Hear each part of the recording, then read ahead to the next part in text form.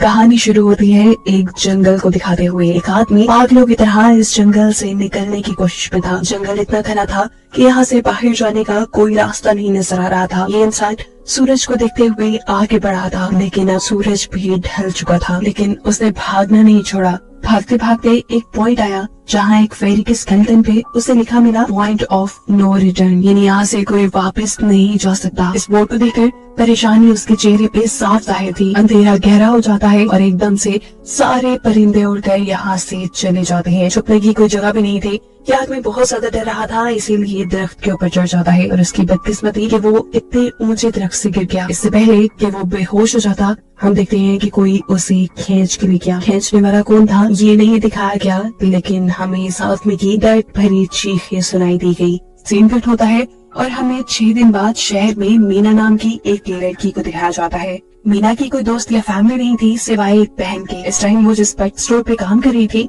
उसके बॉस उसे एक पैरेट को जू पे छोड़ कर आने का ऑर्डर देते हैं। मीना इस पैरेट को उठाकर अपने घर ले जाती है क्योंकि उसे अगले दिन जू जाना था। रात उसने इस पैरेट के साथ गुजारी और फिर सुबह होने पर वो इस पैरेट को लेकर जू के लिए निकल गई।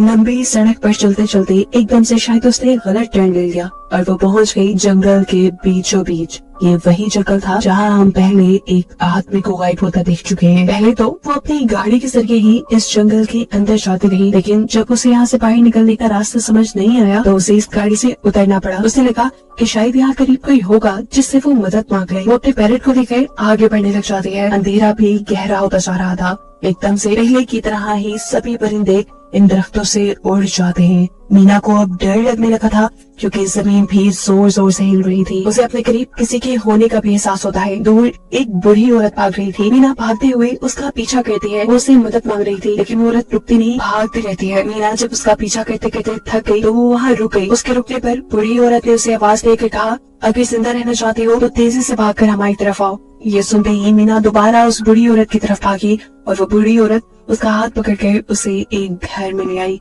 घर आते ही उसने इस घर को लॉक कर लिया। ये कोई घर नहीं था बल्कि एक काफी अजीब कमरा था जिसमें एक बहुत बड़ा सा मिरर लगा हुआ था। इस बूढ़ी औरत के साथ यहाँ 2 और लोग भी थे। मीना घबराकर इन लोगों से पूछती है ये कौन सी जगह है। ये लोग कोई जवाब नहीं देते और उसे मिरर के सामने खड़े होने को कहते हैं क्योंकि कोई उन्हें देखने आने वाला था। मीना पूछती है आखिर कौन देखने आ रहा है, तो वो बूढ़ी औरत मेडलाइन जवाब देती है हमें वॉचर्स देखने आ रही है। एकदम से यहाँ अजीबोगरीब आवाजें भी गूंजने लगी। इस बूढ़ी औरत ने बताया कि वॉचर्स तुम्हारे आने से खुश है, वो यहाँ तालियां बजा रही है तुम्हारे लिए। मीना बुरी तरह कंफ्यूज थी। मेडलाइन जिन्हें वॉचर्स कह रही थी उन्हें ना तो अभी तक मूवी में दिखाया गया और ना ही मीना या किसी और ने उन्हें देखा था। ये रात गुजर जाती है। सुबह होने पर ये लोग इस जगह से बाहर निकल आते हैं। मेडलाइन बताती है कि वो वॉचर्स सिर्फ रात में ही बाहर निकलते हैं, दिन के वक्त हम लोग जंगल में आजाद घूम सकते हैं। मीना को इस जंगल में नहीं रहना था, वो यहाँ से निकलने के लिए आगे बढ़ जाती है, पर मेडलाइन कहती है ये तुम्हारा अच्छा फैसला नहीं, इस जंगल से बाहर निकलने का कोई रास्ता नहीं है। रात होने से पहले पहले हमें इस घर में वापस आना पड़ता है। अगर तुम लेट हो गई तो तुम अपनी जान से हाथ धो बैठोगी। मीना किसी की बात नहीं सुनती और अपने पैरेट को लिए आगे बढ़ती रहती है। आगे बढ़ने पर उसे भी वही साइन दिखाई दिए, पॉइंट ऑफ नो रिटर्न वाले।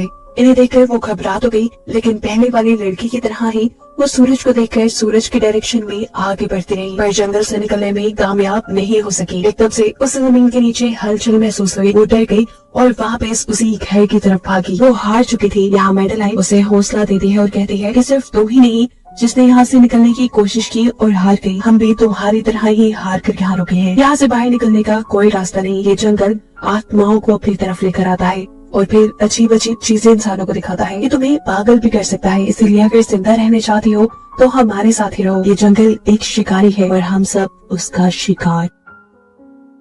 मेडलाइन उसे पॉइंट ऑफ नो रिटर्न वाले काफी सारे साइन बोर्ड दिखाती है जो कि जंगल में गोल दायरे में लगाए गए थे। मेडलाइन बताती है कि ये हमारे घर से आधे दिन के फासले पे लगे हैं। अगर इससे आगे गए तो वापस लौटना मुश्किल हो जाएगा, इसलिए कभी भी ये तुम्हें नजर आए तो तुम इन्हें इग्नोर मत करना। मीना पूछती है ये सब किसने बनाया, तो वो जवाब देती है ये एक प्रोफेसर ने बनाया था। रात हो जाती है कि लोग वापस उस घर के अंदर आ जाते हैं। हर रात वॉचर्स उन्हें देखने के लिए आते थे। आज कीरा नामी लड़की उनके सामने डांस करती है और कहती है ये सब उन्हें पसंद है। ऐसा नहीं था कि इन चारों को हर रात वॉचर्स के सामने खड़ा ही रहना पड़ता था। ये लोग जो चाहते वो कर सकते थे, लेकिन उनकी तरफ अपनी कमर नहीं कर सकते थे। रात में तो इन्हें सिर्फ वॉचर्स का मसला था, लेकिन दिन में भी इन्हें बहुत मुश्किलों का सामना करना पड़ता था। ये जंगल से हर रोज कुछ न कुछ हंट करके लेके आते थे, जिनसे इनका गुजारा होता था। अगले दिन कीरा और मीना दोनों जंगल में खाना इकट्ठा करने के लिए जाती है। मीना कीरा से सवाल करती है आखिर के वॉचर्स चाहते क्या है। कीरा बताती है मुझे भी कुछ खास नहीं पता, लेकिन मेडालाइन के पास एक थ्योरी है। उसके मुताबिक ये वॉचर्स हमें देखते हैं, हमें ऑब्जर्व करते हैं, लेकिन अगर हमने इन वॉचर्स को देखा तो हम पागल हो जाएंगे। कीरा अब उसे एक गड्ढा दिखाती है और कहती है ऐसे बहुत से गड्ढे जंगल में मौजूद हैं। दिन के वक्त ये सारे के सारे वॉचर्स इन गड्ढों में रहते हैं और रात में वो यहाँ से बाहर निकल आते हैं। मीना कीरा को बताती है कि उन्हें यहाँ फंसे हुए 6 महीने हो गए हैं। कीरा का हस्बैंड जंगल में रास्ता ढूंढने के लिए निकला है। उसे उम्मीद है कि वो जरूर रास्ता ढूंढ कर वापस आएगा और वो लोग यहाँ से बाहर निकल पाएंगे। हमें मालूम होता है ये असल में कीरा का हस्बैंड वही आदमी था जिसे हमने मूवी के स्टार्ट में देखा, जिसे कोई यहाँ से ले गया। अपने घर के करीब वापस आने पर मेडालाइन मीना को 3 रूल समझाती है यहाँ पर जिंदा रहने के। सबसे पहला कि वो रात के वक्त अपने घर का दरवाजा नहीं खोलेगी। दूसरा कि रात में वो आईने की तरफ अपनी कमर नहीं करेगी। और तीसरा ये कि दिन के वक्त वो उन गढ़ों के पास नहीं जाएगी और जितना हो सके रोशनी में रहेगी। अब इस रात मीना उन वॉचर्स के बारे में जानना चाहती थी, इसलिए वो मिरर के साथ कान लगाकर आवाजें सुनने की कोशिश करती है। जब उसे कुछ सुनाई नहीं देता तो वो मिरर की तरफ अपनी कमर कर लेती है और ऐसा करने पर उन वॉचर्स को गुस्सा आ चुका था। वो लोग जोर जोर से उस मिरर को मारने लग जाते हैं, यहाँ तक कि मिरर के अंदर क्रैक भी आ जाता है। शोर से मेडालाइन भी उठ जाती है और वो मीना को मिरर की तरफ खड़े रहने को कहती है। ऐसा करने पे उनका गुस्सा ठंडा हो सकता था। फिर ये रात बिखर जाती है और अगले दिन मीना डैनियल के साथ शिकार पर निकलती है। मीना क्योंकि अपने अच्छे दिन यहाँ जाया नहीं करना चाहती थी, इसलिए वो यहाँ से निकलने की तैयारी कर रही थी। वो डैनियल से पूछती है क्या आज तक तुमने किसी वॉचर को देखा। डैनियल ना में जवाब देता है। तब मीना डैनियल को समझाती है कि मुझे लगता है कि ये सब मेडालाइन की बनाई हुई कहानियां हैं, जिसके अंदर वो हमें फंसा रही है। हमें जरूर इन गढ़ों को जाकर चेक करना चाहिए, शायद हमें यहाँ से बाहर जाने का कोई रास्ता मिल जाए। डैनियल जो कि खुद यहाँ से बाहर जाना चाहता था ना की बातें मान लेता है और अब मीना अपने साथ रस्सी बांधकर उस गड्ढे के अंदर उतरती है। रस्सी का दूसरा सिरा डैनियल ने पकड़ा हुआ था कि अगर मीना को कुछ भी हो वो जल्दी से मीना को बाहर की तरफ खींच ले। मीना नीचे गड्ढे में पहुंच जाती है जहाँ उसे बहुत सारे इंसानों का सामान मिलता है। मीना इस सामान को इकट्ठा कर लेती है, जरूर वो जंगल में फंसे हुए इंसानों का ही सामान होगा। रस्ते के सहारे मीना और डैनियल उस सामान को बाहर ले आते हैं और इससे पहले कि मीना उस गड्ढे से बाहर निकलती उसे गड्ढे के अंदर किसी की उंगलियां दिखाई देती हैं। वो ठीक से तो नहीं देख पाई कि ये क्या चीज थी, लेकिन वो डर गई। ये लोग उस सारे सामान को लेकर अपने सेफ हाउस में आ गए, जहाँ मेडालाइन ने उससे पूछा कि ये सामान तुम्हें कहाँ से मिला। ये लोग झूठ बोल देते हैं कि ये सामान उन्हें जंगल से मिला है। मेडालाइन को इस जंगल में रहते हुए बहुत अरसा गुजर चुका था। वो जानती थी कि ऐसा सामान उसे जंगल से नहीं बल्कि गड्ढे से मिला होगा। वो मीना से पूछती रह जाती है बताओ तुमने गड्ढे के अंदर क्या देखा, लेकिन मीना उसे कुछ नहीं बताती। अब इन लोगों को गड्ढे से कैमरा भी मिला था। इस कैमरा को सीसीटीवी कैमरा बनाकर डैनियल और मीना इस घर के बाहर लगा देते हैं ताकि ये लोग भी वॉचर्स को देख पाए। मेडालाइन उनको समझाती रह जाती है ये तुम गलत कर रहे हो, लेकिन ये दोनों उसकी एक नहीं सुनते। आज ये लोग वॉचर्स के ही इंतजार में बैठे थे ताकि इन्हें वो देख पाए। अभी तक वॉचर्स नहीं आए थे, लेकिन आज इनके साथ कुछ अजीब होता है। उनका दरवाजा खटखटाया जाता है। ये लोग कैमरे से देखते हैं तो वहाँ उन्हें इंसानी टांगे दिखाई दे रही थी। बाहर जो कोई भी था वो कीरा के हस्बैंड की आवाज में बात कर रहा था। कीरा को लगा कि जरूर उसका हस्बैंड यहाँ से बाहर निकलने का रास्ता ढूंढ आया है। वो जल्दी से उठकर के दरवाजा खोलने के लिए जाती है, लेकिन मेडालाइन उसे रोक देती है और कहती है तुम ये दरवाजा नहीं खोल सकती, मैं चाहती हूँ भाई तुम्हारे हस्बैंड नहीं है। कीरा को मेडालाइन की बातों पे यकीन नहीं था, इसलिए मेडालाइन कहती है तुम इसका इम्तिहान ले लो, तुम मुझसे कोई ऐसी बात पूछो जिसके बारे में सिर्फ तुम या तुम्हारा हस्बैंड जानता हो। कीरा बाहर खड़े हुए इंसान से एक किताब के बारे में सवाल करती है जिसके बारे में उसे पता होना चाहिए था, लेकिन जब बाहर खड़ा हुआ इंसान कोई जवाब नहीं देता तो ये समझ जाते हैं कि ये वॉचर ही है। ये जब दरवाजा नहीं खोलते तो वॉचर इनके बाहर लगाए हुए कैमरा को तोड़ देता है।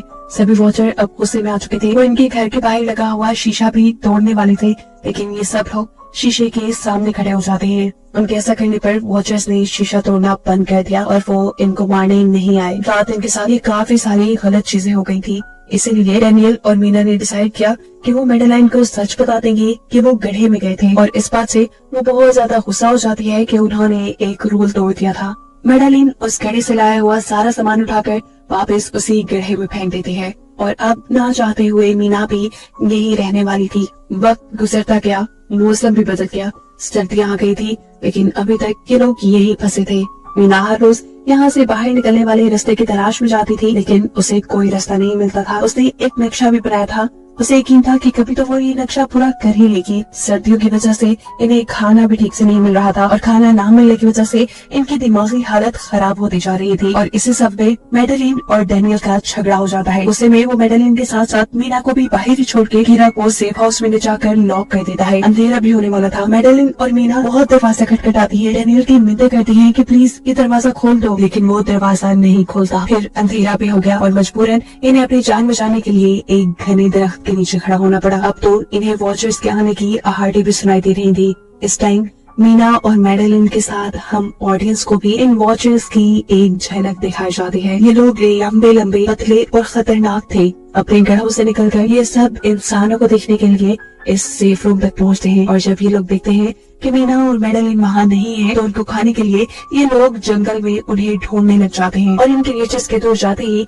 मीना और मेडेलिन को मौका मिल जाता है दोबारा अपने सेफ हाउस तक आने का। इस मर्तबा वो जोर जोर से दरवाजा खटखटाते हैं और आखिर डैनियल उनके लिए दरवाजा खोल ही देता है। ये लोग घबराए हुए थे क्योंकि इन लोगों ने अब वो क्रिएचर देख ली थी। मेडेलिन इन सब से आकर कहती है कि मैंने तुमसे झूठ बोला था कि मैं यहाँ पे फंस गई। असल में मैं इन्हीं क्रिएचर्स की तलाश में यहाँ आई थी, क्योंकि मैंने किताबों में पढ़ रखा था कि ये सारे क्रिएचर्स परियां हैं, फेरीज हैं। लेकिन यहाँ आकर मैंने जब इन्हें देखा तो मुझे पता चला कि ये तो मॉन्स्टर यानी राक्षस हैं और साथ ही साथ काफी अक्लमंद भी। ये लोग भेस बदल सकते हैं। मैंने जिसको देखा था उसने बिल्कुल मेरे जैसा ही अपना रूप बना लिया था, बस उसके बाल थोड़े बिखरे हुए और आंखों के नीचे गड़े थे। मैंने उनकी इन हरकतों से अंदाजा लगाया कि वो हम जैसा बनने के लिए हर रोज कुछ सीखते हैं, इसीलिए ये हर रोज आकर हमें ऑब्जर्व करते हैं और जो जो काम हम करते हैं वैसे ही काम ये लोग करने लग जाते हैं। इनकी इन्हीं बातों की तरह दोबारा दरवाजे पे खटखटाहट होती है। ये क्रिएचर्स अब इन्हीं की तरह बोल रही थी। वो अंदर आना चाहती थी लेकिन ये दरवाजा नहीं खोल सकते थे। अगर ये दरवाजा ना भी खोलते फिर भी क्या हो जाता, उनके क्रिएचर्स में इतनी ताकत थी कि वो इस लोहे के दरवाजे को तोड़कर अंदर आ जाएं। इन लोगों को भी छुपना था। सभी को कुछ समझ नहीं आ रही थी, पर अचानक डैनियल की नजर फर्श पे पड़ती है। यहाँ फर्श थोड़ा ऊपर नीचे था। वो जैसे ही कारपेट उठाकर देखता है तो नीचे एक बंकर था। ये लोग बिना वक्त जाए किए उस बंकर का दरवाजा खोल के उसके अंदर चले जाते हैं और फिर बंकर बंद कर लेते हैं। ये लोग इस चीज से हैरान थे कि ये बंकर इतने अरसे से यहाँ था और इन लोगों को पता भी नहीं चला। इस बंकर के नीचे बहुत फैसिलिटीज थी, हजारों दिन का खाना, बहुत सारे टीवी, टेक्नोलॉजी और भी बहुत सा जरूरत का सामान रखा था। मीना जानना चाहती थी कि आखिर ये जगह किसने बनाई, इसीलिए वो इस कंप्यूटर को ऑन कर लेती है। इस कंप्यूटर में इंटरनेट तो नहीं था लेकिन बहुत सारा डाटा सेव था, जिसे खोलने पर इन्हें पता चलता है कि ये सारी जगह डॉक्टर मार्टिन ने बनाई थी।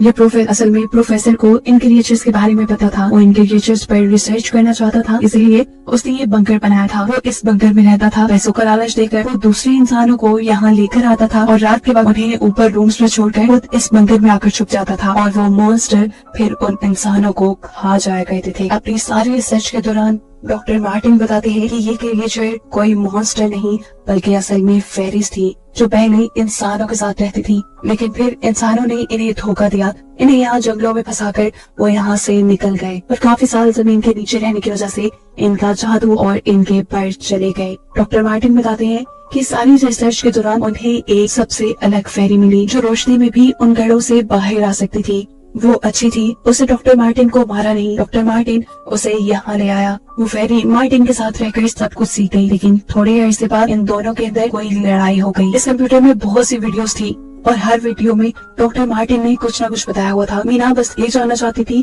कि आखिर में क्या हुआ, इसीलिए वो सबसे आखिरी वीडियो प्ले करती है जिसमें वो देखती है कि प्रोफेसर खुद को और उस फेरी को मारने वाली है। मरने से पहले वो इस जंगल में फंसे हुए लोगों के लिए यहाँ से निकलने का रास्ता बता देता है और कहता है कि शाम में जिस डायरेक्शन में परिंदे भागते हैं उसी डायरेक्शन में भागने से वो लोग इस जंगल से निकल सकते हैं। उसने इस रिकॉर्डेड मैसेज में कहा था कि अगर कोई इस जंगल से निकलने में कामयाब हो गया तो यूनिवर्सिटी में जाकर मेरी सारी रिसर्च तबाह कर देना।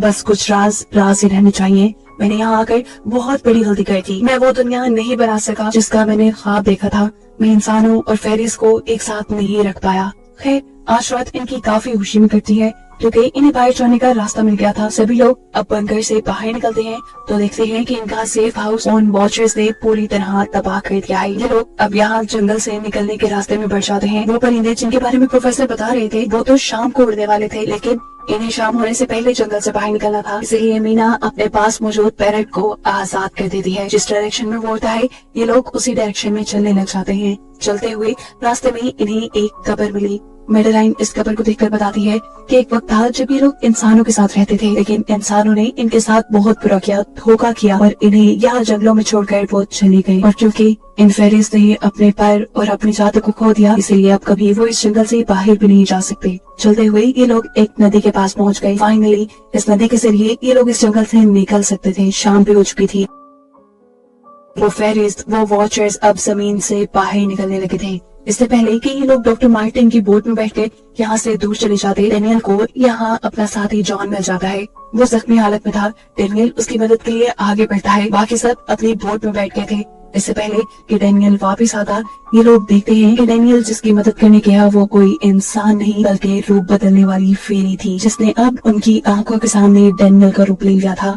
ये सब लोग डेनियल के लिए कुछ नहीं कर पाते। उस फेरी ने अब डेनियल के माथे पे एक निशान बनाते हुए उसे जान से ही मार डाला था। इन्हें मालूम होता है कि फेरीज ये नदी पार नहीं कर सकती और फाइनली ये लोग खुद इस नदी को पार करके शहर तक पहुंच जाते हैं। सीन कट होकर हमें दिखाया जाता है कि अब मीना डॉक्टर मार्टिन के कहे के मुताबिक उनकी यूनिवर्सिटी में उनका सारा डाटा खत्म करने के लिए आई है। और इससे पहले कि वो उनका रिसर्च डाटा डिलीट करती, उसे इसके जरिए एक नई बात पता चलती है कि जब हजारों साल पहले इंसान और फेरीज एक साथ रहते थे तो तब इनकी शादी भी हो जाया करती थी। ऐसे इंसानों और फेरीज के बच्चे भी हुए जिन्हें हाइब्रिड्स कहा जाता है। उसे यहाँ पे ये बात भी पता चली कि मेडेलाइन जो उन्हें वहाँ मिली थी वो कोई और नहीं बल्कि प्रोफेसर की वाइफ ही थी। वो कंफ्यूज हो जाती है कि मेडेलाइन ने उसे ये बातें क्यों नहीं बताई। इस सारी कंफ्यूजन को शेयर करने के लिए वो कीरा के पास आती है और उसे बताती है कि जिस मेडेलाइन से हम जंगल में मिले थे वो असल में प्रोफेसर मार्टिन की वाइफ थी, लेकिन उसने हमें ये सच्चाई इसलिए नहीं बताई क्योंकि वो कोई एक इंसान नहीं बल्कि एक भेस बदलने वाली फेरी ही थी। ये सुनकर कीरा हैरान हो जाती है। असल में काफी सालों पहले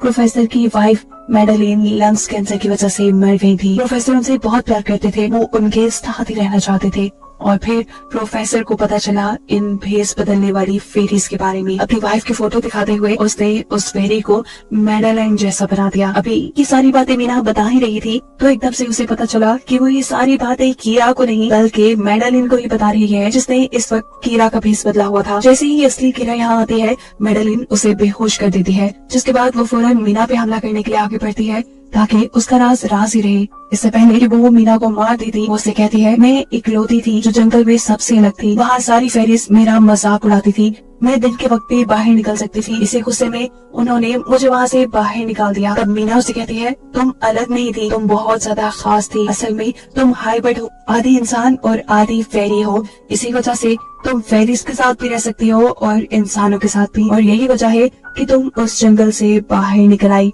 मीना के सारा सच बताते ही एकदम से मेडेलिन के पास उसके पैर और उसके जादू वापिस आ जाता है, जिसके बाद वो मीना को यही छोड़कर यहाँ से उड़ जाती है। अब कहानी कुछ हफ्तों बाद की दिखाई जाती है जहाँ मीना अब अपनी बहन के पास गई है। जंगल और फेरी वाले सारे वाक्य के बाद वो काफी डर गई थी और अब वो अपनी बहन के साथ ही रहना चाहती थी। उसने अपनी बहन को बताया कि मुझे लगता है कि वो फेरी अभी भी मेरा पीछा करती है। तब मीना की बहन उसे कहती है तुम डरो नहीं, कुछ नहीं होगा। और कहानी के आखिरी सीन में हमें एक बच्ची को दिखाया जाता है जो कि इस वक्त भी मीना के घर के नीचे ही थी। ये कोई और नहीं बल्कि वो फेरी मेडेलाइन ही है जो इनकी दुनिया में इस बच्ची के रूप में रह रही है। और इसी को दिखाते हुए ये कहानी यहाँ खत्म हो जाती है।